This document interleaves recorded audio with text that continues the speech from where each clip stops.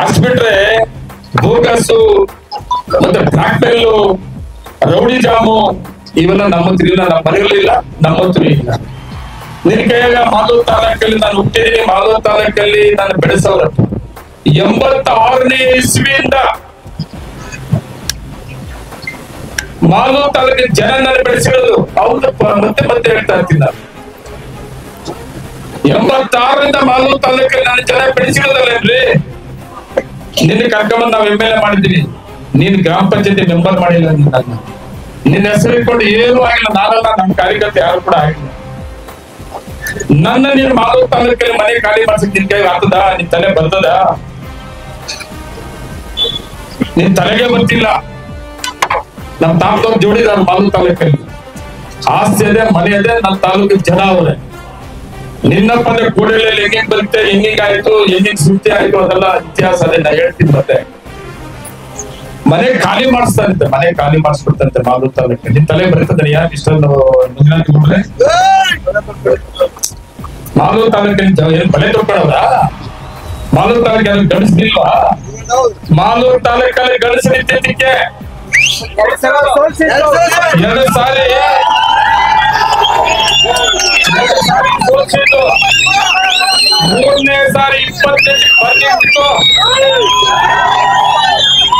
3ನೇ ಸಾರಿಗೆ 28ಕ್ಕೆ ಬರ್ಲಿತ್ತು. ಕೌಂಟಿಂಗ್ ಆದ್ರೆ ಸಾಧನ ಮಾಡ್ತೀನಿ, 3ನೇ ಸಾರಿ ಕೌಂಟಿಂಗ್ ಆದ್ರೆ ಸೋಲ್ತೀನಿ. ಸೋತೋಗಿದ್ಯಾ? ನಿನ್ನ ಹತ್ರ ಎಲ್ಲ ಇರೋದು. ಮಾಲೂರು ತಾಲೂಕಲ್ಲಿ ಗಣಸು ಚೆನ್ನಾಗಿ ಜನ ಆಯ್ತಪ್ಪ ಮಂಜುನಾಥ್ ಗೌಡ್ರೆ. ನೀನ್ ಕೆಟ್ಟ ಭಾಷೆ ಮಾತಾಡ, ಕೆಟ್ಟ ಭಾಷೆ ಎಲ್ಲ ರೆಸ್ಪೆಕ್ಟ್ ಹೇಳ್ತೀನಪ್ಪ. ತುಂಬಾ ಜನ ಇದ್ದೀವ್ರಿ. ನಂಜೇಗೌಡ ಒಬ್ಬರೇ ಆದ್ರೆ ಗಣಸಿರೋದು ಎಲ್ಲಾ ಪಾರ್ಟಿ ಎಲ್ಲಾ ಜಾತಿಗಳಲ್ಲಿ ಇರ್ತ ಅವ್ರಿ. ನಮ್ಮ ಮಾಲೂರು ತಾಲೂಕು ಗಣಸ ನೀನ್ ಒಬ್ಬರನ್ನ ಗಣಸ. ನೀನು ಬೆಳೆಸಿದ್ರೆ ಬೆದರಲ್ಲ. ಗೌರವ ಕೊಡ್ತೀಯಾ, ರೆಸ್ಪೆಕ್ಟ್ ಆಗಿ ಕೊಡ್ತೀಯಾ, 20 ಪಾರ್ಟಿ ಮಾತಾಡು. ಡೆವಲಪ್ಮೆಂಟ್ ನಲ್ಲಿ ಎಷ್ಟೇ ಮಾಡಿದ್ರು 20% ಪಕ್ಷದಲ್ಲಿ ಮಾಡಿಲ್ಲ ಮಾಡಿಲ್ಲ ಮಾಡಿಲ್ಲ ಅಂತಾನೆ ಇರ್ಬೇಕು. ಅಂದ್ರೇನೆ ನಾವೆಲ್ಲ ಹುಷಾರಾಗೋದು. ಅದನ್ನೆಲ್ಲ ಬಿಟ್ಬಿಟ್ರೆ ಯಾರು ಬಿಡ್ತೀವಲ್ಲ. 20 ಪಕ್ಷ ಎಲ್ಲಿ ಸ್ಟ್ರಾಂಗ್ ಇರ್ತದೋ ಅಷ್ಟು ಆಕ್ಟಿವ್ ಆಗಿರ್ತೀವಿ, ನನ್ಗೆ ಗೊತ್ತದೆ. ಅದನ್ನ ಬಿಟ್ಬಿಟ್ಟು ನೀನು ಬ್ಲಾಕ್ ಮೇಲ್ ಮಾಡೋದು, ಬೆದರಿಸೋದು, ಲೇ ಅನ್ನೋದು, ಅಮ್ಮ ತಿಳ್ಕೊಳ್ಳೋದು, ಅಪ್ಪ ತಿಳ್ಕೊಳ್ಳೋದು, ಮನೆ ಖಾಲಿ ಮಾಡಿಸೋದು, ಇದೆಲ್ಲ ಬಿಟ್ಬಿಡಪ್ಪ ಮಂಜುನಾಥ್ ಗೌಡ. ಇವ್ರಿಗೆಲ್ಲ ನಾನು ಭಯ ಬಿದ್ದೀನಿ. ನಿನ್ ಮೇಲೆ ಅರ್ಜಿ ಆಗ್ತಾ ಇಲ್ಲರಿ, ನಿನ್ ಮೇಲೆ ಅರ್ಜಿ ಹಾಕಕ್ ಆಗ್ತಾ ಇಲ್ಲ. ನಿನ್ ಮೇಲೆ ತೊಡೆ ನಿಂತ್ಕೊಳ್ಳೋಣ ಬಾರಪ್ಪ ಅಂತ. ಇನ್ನು ಮುಂದೆ ಕೂಡ ಅಷ್ಟೇ. ಈ ಜನ ಇರೋವರೆಗೂ, ಮಾಲೂರು ತಾಲೂಕು ಸ್ವಾಭಿಮಾನ ಇರೋವರೆಗೂ ಹಿಂದೆ ಹೋಗೋ ಪ್ರಶ್ನೆ ಇಲ್ಲ. ಇನ್ನು 100 ಕೇಸ್ ಹಾಕ್ಸು, ನಾನೇನು ಮಾಡಕ್ಕಾಗಲ್ಲ. ಎಂತ ಕೇಸ್ಗಳು? ಡೂಪ್ಲಿಕೇಟ್ ಕೇಸ್ಗಳು, ಬೋಗಸ್ ಕೇಸ್ಗಳು. ನಾನ್ ನಿನ್ನಪ್ಪನೇನಾದ್ರೂ ಬೇರೆ ಕೇಸ್ಗಳೇನಪ್ಪ? ಹೊಸಕೋಟೆ ಇತಿಹಾಸದಲ್ಲಿ ಏನಪ್ಪಾ ನೀನು? 2001ರಲ್ಲಿ ಏನಪ್ಪ ಆಗಿದೆ ನೀನು? 2001ರಲ್ಲಿ ನಾನ್ ಹೇಳ್ತಾ ಇದ್ರಪ್ಪ, ಹೊಸಕೋಟೆ ತಾಲೂಕಲ್ಲಿ ಬೆಳಿಗ್ಗೆ 1000 ಫೋನ್ ಬಂದವ ನನಗೆ. ಅದನ್ನ ವಿಕ್ರಿಗೆ ಕಳ್ತನ ಮಾಡಿರೋ ಕೇಸ್ ಅದಂತೆ 2001ರಲ್ಲಿ. ಅವಾಗ ಕಂಡಲ್ಲಿ ಗುಂಡು ಅಂತ ಆದೇಶ ಆಗಿತ್ತಂತೆ. ಏನಂತಾರೆ? Shoot out sight order.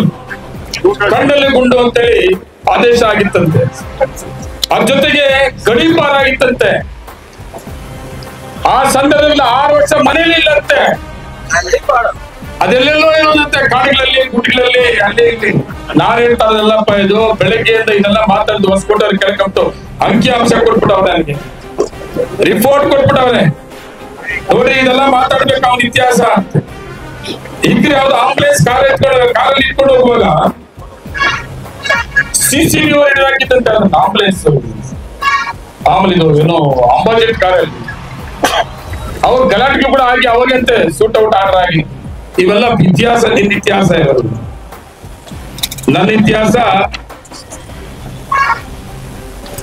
ಇವೆಲ್ಲ ಏನು. ನಾನು ನಿನ್ ಕೇಸ್ ಹಾಕ್ಸಿದ್ ಬಿಟ್ರೆ ಒಂದು ಕೇಸು ಕೂಡ ಏನು ಆಗಲ್ಲ.